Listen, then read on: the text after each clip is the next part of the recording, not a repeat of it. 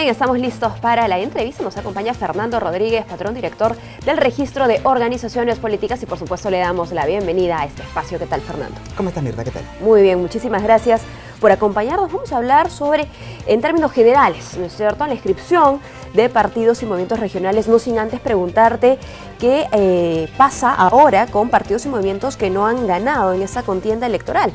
Bueno, hay que distinguir partidos de movimientos regionales. Muy bien. Que el caso de los partidos políticos, ellos no se someten a una barrera o umbral electoral una vez concluida la elección. Para ellos, la barrera se mide en las elecciones generales. ¿Correcto? Pero para los movimientos regionales, sí. Entonces, el registro va a tener que cancelar la inscripción de aquellos movimientos regionales que no obtuvieron el mínimo de votos necesarios. Nos referimos al 5% del total de electores. Pero ojo, hubieron varias elecciones. Elecciones para gobernadores regionales, gobernadores para consejeros regionales, alcaldes provinciales y alcaldes distritales. Habría que ver que los movimientos regionales no hayan obtenido el mínimo de votos en ninguna de esas elecciones. Si eso es así, se cancela la inscripción de estos movimientos regionales. Y por último, a las organizaciones políticas locales, a las más pequeñas, sean las provinciales o distritales, también se les va a cancelar la inscripción. Esto por dos razones. En primer lugar, porque ya estas organizaciones políticas ya no tienen cabida en nuestra legislación, ya desaparecieron. De acuerdo a una modificación que se hizo, el año pasado. ¿No? Así es. Y si esto no hubiese sido así, también se les hubiese cancelado porque la Ley Orgánica de Elecciones establece que concluida la elección, las organizaciones locales perdían su inscripción. Muy bien. Bueno, eso en principio. Luego entonces, ¿qué podríamos decir sobre aquellos movimientos que vayan a perder la inscripción? ¿Cuáles van a ser los plazos? ¿Cuál es el procedimiento? Muy bien. El procedimiento es de oficio. Es decir, el registro va a cancelarlos una vez que se cumpla el plazo que la ley fija para que ocurra esto. ¿Cuál es el plazo? Un año después de concluir la elección. ¿Cuándo concluye la elección? Con la resolución que emitirá el jurado luego de la segunda vuelta. Exacto. Correcto. Eso no tenemos una fecha fija exacta, pero calculemos que es después del 15 y antes del 30 de diciembre. 20 y pico de diciembre aproximadamente. Saldrá la resolución de cancelación, de culminación de elección. Bueno, un año después, es decir, en diciembre del próximo 2019. Año, estaremos cancelando a los movimientos regionales que no pasaron la valla electoral. No se va a cancelar, eso es a diferencia de procesos anteriores, a los movimientos regionales que no participaron. Recordemos que hubo una modificación legal que facultaba a las agrupaciones políticas a abstenerse de participar en un proceso y como consecuencia de ello conservaban su inscripción. Antes no era así. Y se estableció pues de que no podían faltar a 2 procesos consecutivos. En todo caso, los que no participaron en esta elección conservarán su inscripción, pero están obligados a participar en la siguiente elección. Por supuesto, tienen que sí o sí participar en el siguiente proceso electoral. Y vayamos a ello, ¿no? Vayamos entonces, ¿qué te parece?, a la siguiente elección y cómo nos vamos a preparar también para ello. ¿Cómo se van a preparar, ojo, las organizaciones políticas si hablamos del procedimiento de inscripción de partidos? Bueno, mira, ahora que has mencionado el tema de inscripción de partidos, te comento que tenemos un proceso de inscripción que está en trámite, que es el del Partido Morado. Al Partido Morado... El señor Julio Guzmán. Exactamente. Ya se le formularon las observaciones hace en el mes de... No tengo la fecha exactamente, pero hace ya más de un mes o 2 meses quizás se le formularon las observaciones. Está corriendo el plazo que sería otorgado para el levantamiento de las mismas. Todavía no han manifestado o no se ha acercado al partido para indicar cuándo va a presentar la documentación subsanatoria. Entre ellas le faltan número de firmas, le faltan comités y algunos otros temas adicionales.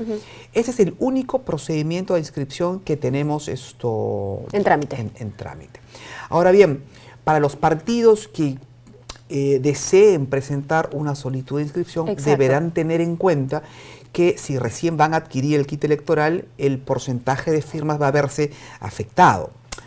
Me corrijo, no el porcentaje, sino el número de firmas. El porcentaje seguirá siendo el mismo, pero recuerda que este número se actualiza luego de cada proceso electoral. Por lo tanto, el 4% que se exige el día de hoy para un partido político no va a ser el mismo del 4% de acá a unos meses, cuando el jurado actualice este porcentaje en función al número de electores que votaron el pasado domingo 7 de octubre. Muy bien, y una vez que este porcentaje esté ya actualizado, ¿cuáles son las tareas, los requisitos requisitos, digamos, dentro del proceso mismo de inscripción, yendo ya al detalle? Bueno, la norma no ha cambiado en ese sentido. Ok. Tendrán que traer el acta de fundación como primer requisito. Acta de fundación que deberá tener, entre otras cosas, la misión, objetivos, cuadros directivos, símbolo, domicilio, ideario, etcétera. En segundo lugar, las actas constitutivas de los comités, que son por lo menos 65 comités en 16 departamentos, cada una suscrita por 50 personas, cada una de estas personas con una declaración jurada de mantener la fidelidad a la agrupación política, conducta democrática, etcétera. En tercer lugar, pues las firmas que estamos comentando, el número de firmas que va a ser realmente alto, bastante alto. Y la designación de personeros técnicos, legales, apoderados, tesoreros, que son los demás requisitos que establece la norma. Muy bien. Ahora, ¿cómo se reparten labores también los centros electorales dentro de lo que tiene que ver con la inscripción de organizaciones políticas, ¿no? Esto lo menciono a propósito de la verificación de firmas, por ejemplo, que ha estado recientemente también... En el caso de Podemos. Exacto. Muy bien. El jurado, comencemos partiendo por casa, el jurado no verifica firmas. La ley ha establecido que son 2 los organismos electorales encargados de hacer esta verificación. Muy bien. Si se trata de un partido político, en el caso que mencionaste de Podemos, quien va a verificar las firmas es la UMPE. Muy bien. En el caso de movimientos regionales, y todavía hasta hace poco se podía la inscripción de organizaciones locales, esta verificación la hace RENIEC. Ahora bien, la verificación de las firmas de los comités que hablamos hace un momento, sea de partido político o sea de cualquier otro tipo de organización, la lleva a cabo exclusivamente RENIEC. Muy bien. Entonces, recibida una solicitud, lo que hay que hacer es derivar las firmas al organismo correspondiente para que éste proceda de acuerdo a sus reglamentos a la verificación. Muy bien. Bueno, y eso lo menciono más allá de casos en específico, ¿no es cierto? Porque nuevamente vamos a regresar a este proceso para muchas agrupaciones que quieran oficializar su participación en alguna contienda electoral. Y sobre la verificación de firmas, yo quería que nos cuentes sobre ese proyecto de ley, ¿no?, que el Jurado Nacional de Elecciones propone reemplazar justamente la verificación de firmas con huellas digitales. Por adhesión biométrica. Ajá. Sí. ¿Cómo funcionaría esto? Bueno, ¿cómo es ahora y cómo sería después?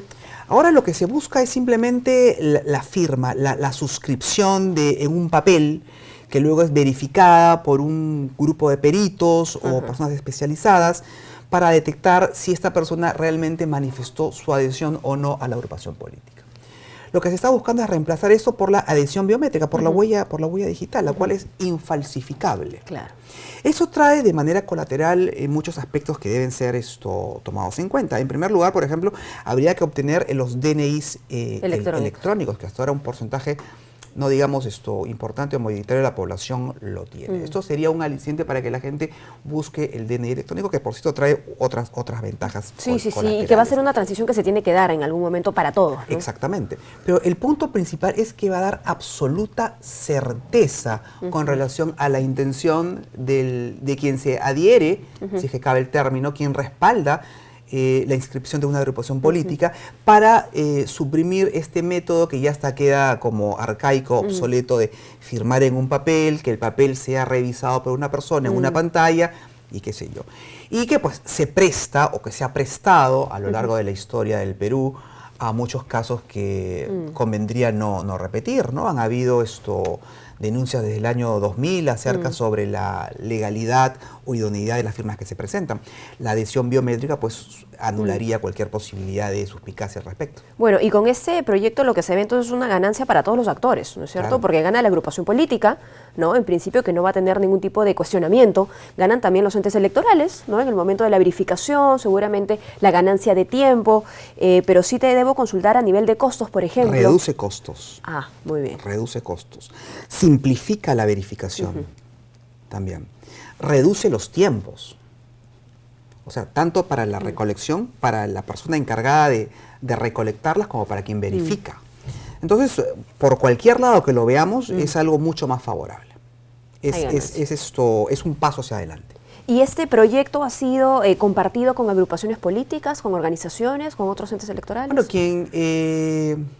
yo entiendo que se debe concientizar a la población y a los partidos para que decanten sus intenciones en ese sentido. Claro. Ahora, no estamos en un momento de discusión con relación a los temas de reforma electoral. Entiendo claro, que hay reformas constitucionales en este momento en agenda, ¿no? Claro, bueno, pero la reforma electoral también se puede enfocar desde el plano constitucional. Sí, sí, sí. O sea, no solo la obligatoriedad del voto, las circunscripciones electorales, hay algunos matices. Pero el momento óptimo para retomar el tema de la reforma va a ser pues concluida esta elección y con vistas a las elecciones del Bicentenario. Es decir, a partir del mes de enero y con vistas a las elecciones del 2021 podemos replantear nuevamente el tema de la reforma. De hecho, en el referéndum se van a ver ya algunos temas de reforma constitucional que atañen directamente a temas electorales. Por ejemplo, el tema del financiamiento. Muy bien, ¿verdad? Por mencionar uno. Así es, bueno, esperaremos entonces a enero para entrar de lleno a ese tipo de propuestas que, bueno, no están aisladas, ¿no? Son parte también de un sistema, de un todo, del tan pedido y necesitado código electoral. El tema es que la reforma no puede ser parcial o por parches. O sea, la reforma tiene que ser integral. ¿Qué es lo que debe buscar una reforma? Pues fortalecer un sistema de partidos políticos. Tenemos un sistema de partidos incipiente, bueno, hay que fortalecerlo. Ahora, este fortalecimiento tiene que darse de manera integral, atacar todos los puntos, no solamente de la competencia electoral, sino de la regulación de la vida y mantenimiento de las agrupaciones políticas a lo largo del tiempo. Participación obligatoria en procesos, proscripción de alianzas electorales, elecciones primarias obligatorias, que los afiliados tengan mayor participación en los procesos, que no sean tanto los invitados, o reducir o limitar el número de invitados en un proceso de elecciones primarias, la no reelección de autoridades partidistas. Bueno, son una serie de aspectos que se pueden tocar, y ojo que no he tocado ningún tema de financiamiento, que por sí pues ameritaría toda una discusión. Entonces, la reforma tiene que ser integral. O sea, el fortalecimiento de los partidos políticos o el sistema no se da por decisión divina. O sea, tenemos que dar las normas necesarias, los pasos pertinentes para que esto opere. Las adhesiones biométricas, por ejemplo, es un paso previo para tener certeza en los partidos políticos. Pero no podemos verlo como un tema aislado, sino como parte de un conjunto. Y ahora, esa necesidad de fortalecer los partidos políticos, ¿le parece ha quedado también, no sé, puesta en vitrina a través de este reciente proceso electoral? Claro, yo te planteo, te replanteo la pregunta. ¿Cuántos partidos políticos que participaron en esta elección lo hicieron con candidatos propios? Tenemos partidos sin candidatos y candidatos sin partidos. Ya sean ganadores o con nuevos partidos, perdedores. ¿No? Ok, yo te digo, participaron 20 para el caso de Lima. ¿Cuántos de los 20 candidatos a la alcaldía de Lima eran del partido por el cual postulaban? Ahora, si esto lo llevamos al plano nacional, las cantidades pues crecen de una manera exponencial. Tema número 1. Tema número 2.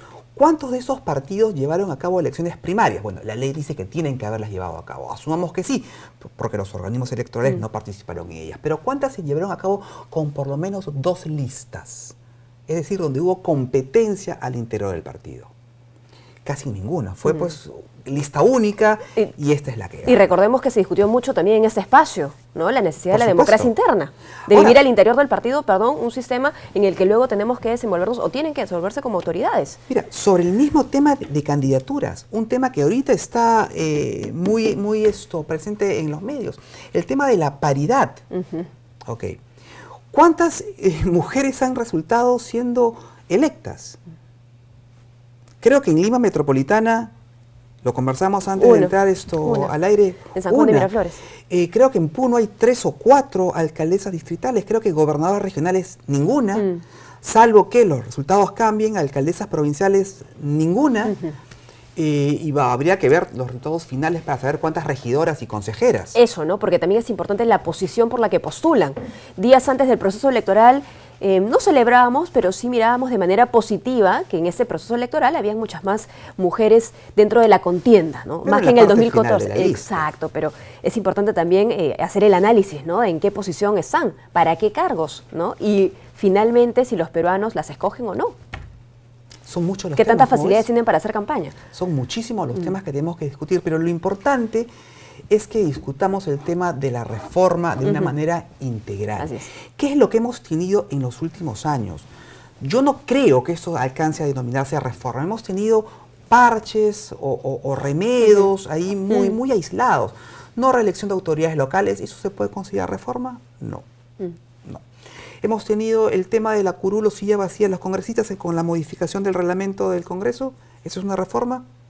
No. La prohibición de que ciertas personas puedan candidatear en caso tengan sentencias condenatorias, qué sé yo, eso era una necesidad, eso se caía de Maduro, pero eso en realidad era lo que no tocaba. Es una reforma. Y ojo que si queremos hacer entrar a niveles de mayor detalle, por ejemplo, la reforma podría partir inclusive de las circunscripciones electorales que tenemos, pasar de distritos plurinominales a uninominales o binominales, tener elecciones simultáneas, presidenciales y congresales en un mismo día, eso es beneficioso o no, el multipartidismo que tenemos, o sea, tenemos tanto por hacer, pero todo va a partir necesariamente, y no hay otra forma, que sea por la decisión política. Así es. La decisión política que tiene que estar acompañada del expertise también y de instrumentos que ya están a disposición de nuestros legisladores. Los organismos electorales hemos presentado el Código Electoral, el Código Procesal Electoral, la Comisión Donaire en el Congreso elaboró su propia propuesta, Transparencia presentó el Plan 32, bueno, en fin, hay un montón de propuestas, pero ninguna se cristaliza. Bueno, pues ya pasó una elección, esta del domingo pasado. Muy bien. Ahora, pues con vistas al Bicentenario, esperemos que llegue el cambio. Con vistas al Bicentenario, justamente, ¿cuáles serían sus recomendaciones finales para aquellos peruanos que quieran inscribir una organización política? Bueno, a nivel subnacional, tenemos que ver el tema de la real representación. Vamos a ver, por ejemplo, que... Y esto ameritaría, por ejemplo, una entrevista en algún otro momento, el alto índice de organizaciones políticas en circunscripciones realmente pequeñas. Por ejemplo, Tumbes, un departamento tan pequeño, creo que tiene el mayor número de organizaciones políticas locales. Entonces, bueno, vamos a ver. O sea, como recomendar, no estoy en posición yo de recomendar a las agrupaciones políticas qué tienen que hacer o qué no tienen que hacer. Es decir, seguir el procedimiento. O en todo caso a nivel de trámites, ¿no? Y de tiempos. Bueno, en todo caso sería, pues, la adquisición del kit electoral va a estar muy ligada al porcentaje de firmas que tengan que presentar.